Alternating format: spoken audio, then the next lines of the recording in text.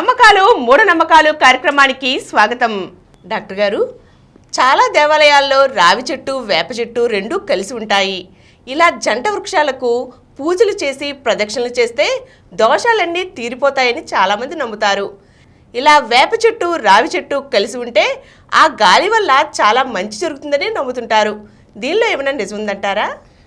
వేప చెట్టు రావి చెట్టే కదమ్మా. ఏ చెట్టు అయితే మర్రి చెట్టు కావచ్చు, లేకపోతే ఆముద వృక్షం కావచ్చు, ఏదైనా ప్రతి చెట్టు మనకి ఉపయోగకరమైనదే. ఊరికి ఆపాదిస్తాం. వేప చెట్టుకి ఎంత మహత్యం ఉంది. అబ్బా, వేపగాలి అయ్యిందంటే ఏమి ఆరోగ్యం ఎంత. ప్రతి ఇంట్లో వేప చెట్టు ఉండాలి. గాలి ఎంతో గొప్పది అంటారు. వేప చెట్టు, అది వేప చెట్టు అయినా రావి చెట్టు అయినా మర్రి చెట్టు అయినా ఆముద వృక్షం అయినా ఇంకోటైనా అన్నింటిలో కూడా అవి మనకున్న మనం పీల్చి విధానంలో కార్బన్ డైఆక్సైడ్ని, ఇక్కడ మోటార్ వాహనాలు వదిలిపెట్టినటువంటి కార్బన్ డైఆక్సైడ్ని అవన్నీ తీసుకుని అవి ఆహారాన్ని పెంచుకుని అవి ప్రాణవాయువుని ఇస్తాయి మనకి. ఆకులు, ఆ చెట్లు మనకి ప్రాణవాయువు ఇస్తాయి. ఎంత పెద్ద ఆకు అయితే అంత ప్రాణవాయువు మనకు వస్తుంది. ప్రతి ఆకులోంచి వస్తున్న ప్రాణవాయువు. అంచేత చెట్లు అనేవి మనకు ఊపిరితిత్తులు. గుర్తుంచుకోండి, ప్రతి చెట్టు, అది అరటి చెట్టు అరిటాకు కావచ్చు, ఇంత పెద్ద ఆకు ఎంత కార్బన్ డైఆక్సైడ్ పీల్చుకుంటుంది, ఎంత ఆక్సిజన్ మనకి ఇస్తుంది. మనం తేలిగ్గా తీసి పెడతాం. కానీ ఒక పెద్ద వేప చెట్లు ఉన్న ఒక కొమ్మ కంటే మొత్తం ఒక అరిటాకు చాలు. పెద్ద కొమ్మ, వేప కొమ్మతో ఒక అరిటాకు సమానం. అరంగా ప్రతి చెట్టు మనకి ఊపిరితిత్తు. ఈ దేవాలయాల్లో ఊరికే మూఢనమ్మకాలు పెంచి పోషించడం తప్ప, రావి చెట్టు వేప చెట్టు ఉంటే ఆ చెట్టు వల్ల మనకి చాలా లాభాలు చేకూరుతాయి, ఆరోగ్యం చేకూరుతుంది, అంత శుభాలు కలుగుతాయని చెప్పేది అంత అర్థం. అంచేత మంచిది. ఒక్క వేప చెట్టే కాదు, రావి చెట్టే కాదు, ఇంకా నేను చెప్తున్నా మర్రి చెట్టు, అరటి చెట్టు, ఈ చెట్టు, బొప్పాయి చెట్టు, ఏ చెట్లన్నీ చెట్టు కూడా మనకి అవసరమే. అంటే ఆ రంగా వేప చెట్టు వస్తాయి, రావి చెట్టు వస్తాయి. దేవాలయాల్లో అప్పుడు ఏదో ఎక్కడో దేవాలయాల్లో పెట్టారు, కానీ అలాగే ఒక మూఢంగా చేశారు. అంటే దేవాలయాల్లో పెడితే ఇళ్లల్లో కూడా పెట్టుకుంటే బాగుంటుందని పెట్టి, కానీ ఇప్పుడు ఇళ్లలో స్థలం ఏది మనకి? ఓ వేప చెట్టు పెంచడానికి, రావి చెట్టు పెంచడానికి, మర్రి చెట్టు పెంచడానికి స్థలాలు ఎక్కడున్నాయి? జామ చెట్టు వేసుకోవడానికి, సపోటా చెట్టు వేసుకోవడానికి స్థలాలు లేవు. ఒక రేగి చెట్టు వేసుకోవడానికి స్థలం లేదు. స్థలాలు ఉంటే పెట్టుకో. చెట్లు మాత్రం పెంచవలసిందే. అంచేత ఇదేముంది. కానీ ఎలా చెప్తారంటే వీళ్ళు రావి చెట్టుని మహావిష్ణువుగాను, వేప చెట్టుని లక్ష్మీదేవిగాను భావిస్తారు. అదేనా? అంటే అలా అంతేగాని ఈ జనం ఆ చెట్లని పెంచరు, వాటిని కాపాడరనే ఉద్దేశంతో మహావిష్ణువుని మనం చక్కగా చేయాలంటే రావి చెట్టు చేయాలి. అలాగే లక్ష్మీదేవిని మనం జాగ్రత్త పడాలంటే వేప చెట్టు పెంచాలి. ఈ జంట వృక్షాలు పూజించి ప్రదర్శన చేస్తే అనేక దోషాలు తీరిపోతాయట. దంపతులు పరిపూర్ణ దాంపత్యాన్ని పొందుతారట. ఏం లేదు, ఎందుకంటే కనీసం చెట్టు నీడన నువ్వు ప్రదర్శన చేస్తే కొద్దిగా ప్రతి చెట్టు నువ్వు చూడు. ఎండాకాలం మామూలు రోజైనా సరే బాగా నడిచొచ్చి చెట్టు నీడన కూర్చో. అలసిపోయిన నీకు ఎంత హాయిగా ఉండేంత హాయిగా ఉంటుంది. మామూలు అనుకుంటా అంటే నీడను ఉన్నా కనుక హాయి ఉంది అనుకుంటా. నీడను దాని కింద కావాల్సిన ప్రాణవాయువు ఉంది. ప్రాణవాయువు అబ్బా ఎంత బాగుందో అనుకుంటారు. ఆ ఒట్టిగా నువ్వు అలా కాకుండా నువ్వు వచ్చి నీడ కింద ఉండి ఒక గుడి కింద కూర్చొని వస్తాను ఉపశాంతి, ఒక షామిన కింద కూర్చొని వస్తున్నావు చూస్తాను, ఒక తాడాప కింద కూర్చొని వస్తాను చూస్తాను. ఒక షామిన అయితే ఆపలేదు ఎండ అనుకోవచ్చు, ఒక గొడుగు అయితే ఆపలేదు అనుకుందాము. అది ఉన్న మామూలుగా తాటాకు గుడిసెలో కూర్చో, నువ్వు చూస్తాను రాదు. అదే చెట్టు కింద కూర్చో.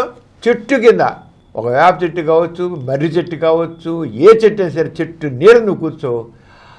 అబ్బా ఎంత హాయిగా ఉందన్న. ఎందుకన్నా ఆ చెట్టు అక్కడ వదిలిపెట్టేయండి. ఆక్సిజన్ ప్రాణవాయువు మనకు ఆ సేద తీరుస్తుంది. ఎండలో తిరిగావు, ఆ తిరిగిన అక్కడ ప్రాణవాయువు లేదు. ఎండ వేడికి ప్రాణవాయువు అంతా ఆల్మోస్ట్ ఆవిరైపోయింది, లేకుండా పోయింది. ఎండలో ఉన్నప్పుడు ఎండలో ఎందుకు కలిసిపోతున్నావు నువ్వు? ఎండ వేడిగా కాదు, అక్కడ నీకు ఉండాల్సినంత ప్రాణవాయువు అందట్లా, ఆక్సిజన్ అందట్లేదు, చెట్టు నీడ వచ్చింది. అంచేత వీళ్ళు గుళ్ళోకి వెళ్ళాక నువ్వు దానికి చూస్తే ప్రదర్శన చెయ్యి. ప్రదర్శించే ప్రతి వాళ్ళు కూర్చోవాలంటారు, మాకు శుద్ధం పెట్టారుగా కూర్చుంటారు. అబ్బా ఎంత బాగుందో, మహావిష్ణువు లక్ష్మీదేవి మన మీద దయదలిచి మనకు శాంతి ప్రసాదించారు అనుకుంటారు. శాంతి ప్రసాదం పాడా ఆ చెట్లు ఇచ్చే మనకి ఎంత కేవలం చెప్పు సరిగ్గా సైన్స్ ప్రకారం చెప్పాలి, కానీ మళ్ళీ సూడో సైన్స్ కాదు, నిజమైన సైన్స్ చెప్పాలి. నువ్వు చెట్టు నీడన కూర్చున్నట్లయితే, ఒక పెద్ద వృక్షం అయినట్లయితే ఆ వృక్షం నీకు చక్కని సేద తీరుస్తుంది, ప్రాణవాయువు ఇస్తుంది, ప్రాణ హాయిగా ఉంచుతుంది. నీకు ప్రాణవాయువు కావాలి, ప్రాణవాయువు నీకు వచ్చే చెట్టు నీడనే. అది చెప్పకుండా వాడు పూజించు, నీ దాంపత్య జీవితం చాలా బాగుంటుంది, వాళ్ళ ఆశీస్సులు నీకు ఉంటాయంట. అది తప్పు, అది మూఢనమ్మకం. మూఢనమ్మకాలు పెంచి పోషించి మనిషిని పనికి రాకుండా చవట కింద మారుస్తాయి మూఢనమ్మకాలు. అంచేత అలాగే లేదులాగా. అందుకైతే అన్ని కోరికలు తీరిపోతాయంటారు, మనకున్న దోషాలు పోతాయంటారు, చాలా చక్కని పరిపూర్ణ దాంపత్యం పొందుతుంటారు. శని దోషం ఉన్న వారికి రావి చెట్టుకి పూజ చేస్తే ఆ దోషం పోతుందంట. ఎంత మూఢనమ్మకాలు పోతుంది.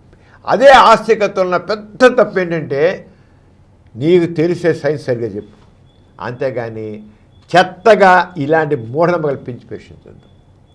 దాని లాభం కంటే నష్టం ఎక్కువ ఉంది. మూఢనమ్మకాలు పెంచి పోషణ ఎందుకు? ఇక ఈ పూర్వకాల తెలియక ఏదో ఏడ్చి వచ్చారు అనుకున్నాం. ఈ రోజుల్లో కూడా ఇంకా ఈ మూఢనమ్మకాలు పెంచి మాట్లాడేందుకు? ఇప్పుడు కూడా సైన్స్ నిగ్గు తేల్చిన సత్యాలను చెప్తోంది. నిగ్గు తేల్చిన సత్యాలు చెబుతుంటే ఇప్పటికీ రావి చెట్టుకి వేప చెట్టుకి ప్రదర్శన చేసి పూజ చేస్తే నీకు దోషాలు శని దోషాలు పోతాయి, నీ దాంపత్య జీవితం చాలా బాగుంటుంది, హాయిగా ఉంటుంది. ఎందుకంటే చెత్త కబుర్లు మనుషులను చేయడం? ఆత్మవంచన పరవంచన అంటది. తను చేస్తూ మోసం చేసుకోవడం, దగా చేసుకోవడం. సరైన జ్ఞానాన్ని సరైన జ్ఞానాన్ని ఇవ్వడమే సరైన విషయము. ఈ ఆధ్యాత్మికత్వం అని కూడా ఆత్మజ్ఞానాన్ని కలిగిస్తున్నాం అంటారు. ఏంటి ఆత్మజ్ఞానం కలిగించడం? ఇది ఆత్మజ్ఞానం కలిగించడం, ఇది ఆధ్యాత్మిక బోధ అంటారు. ఇదా అబద్ధాలు చెప్పి జనాల్ని బురిడి కుట్టించడం కాక ఏంటి ఆధ్యాత్మికత? అంటే ఇదేంటి ఆధ్యాత్మికత అంటారు? ఏంటి ఆధ్యాత్మికత? మనుషుల్ని బుర్రలు చెడగొట్టి అబద్ధాలని చెప్పి నమ్మేట్లు చేసి మూఢంగా ఉంచి మూర్ఖంగా ఉంచి పరికిరాణాలు చేసి, ఇదే ఆధ్యాత్మికత? ఇదా దేవుడికి చెప్పేది? ఇదా దేవుడికి చెప్పేది? పూర్వకాలం ఏదో చెప్పేది. అప్పుడు రోజులు కూడా బహుశా దేవుడి గురించి, కానీ నమ్మకం ఈ రావి చెట్టు వేరు ఆపాదించారు. రావి చెట్టు అయితే మహావిష్ణువు, ఈ వేప చెట్టు మా లక్ష్మీదేవి అని ఏదో ఆపాదించారు. ఆపాదించి ఏదైనా వాళ్ళకి కనబడింది, ఏదో చెట్టు నీడ కూర్చుంటే బాగుందిరా, హాయిగా ఉందిరా అనిపించింది. అనిపించిన దానికి ఈ రంగు రావి చెట్టు ఎందుకు, ఇంకే చెట్టు మర్రి చెట్టునే వేసుకో. మర్రి చెట్టు ఇంకా పెద్దది, ఊళ్ళు అంటే బాగా చెట్టు పెద్ద చెట్టు అయిపోతుంది, 100 ఊడలు వస్తాయి. మొదలు తెచ్చినా ఆ ఊడలన్నీ కలిసి ఎప్పటికీ బతికే ఉంటుంది. రావి చెట్టు కొంతకాలం వస్తుంది, వేప చెట్టు కొంతకాలం వస్తుంది, మర్రి చెట్టు సావదు.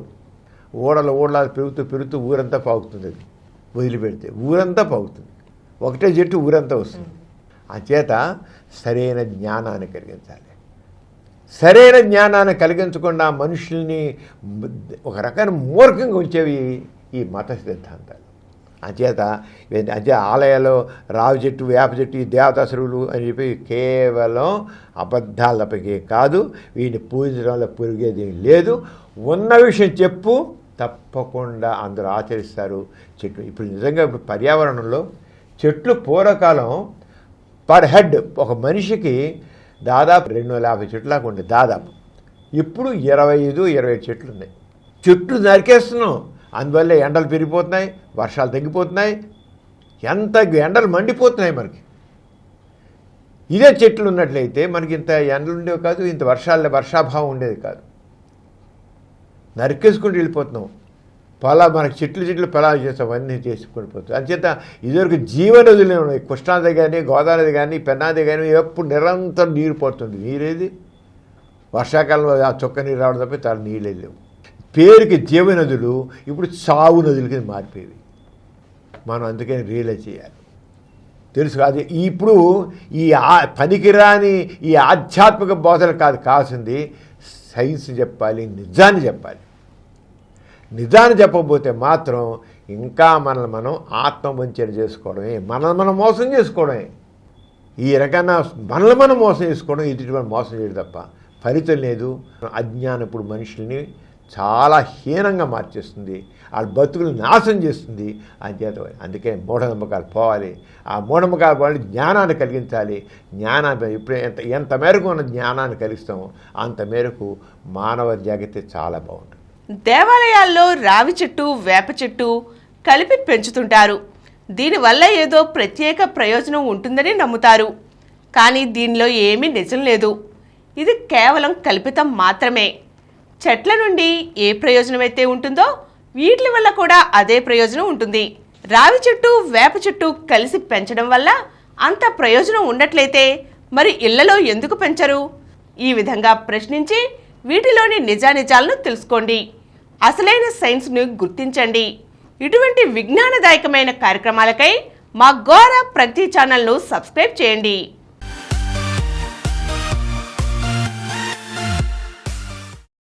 ఈ కార్యక్రమం మీకు ఎంతో నచ్చింది కదా?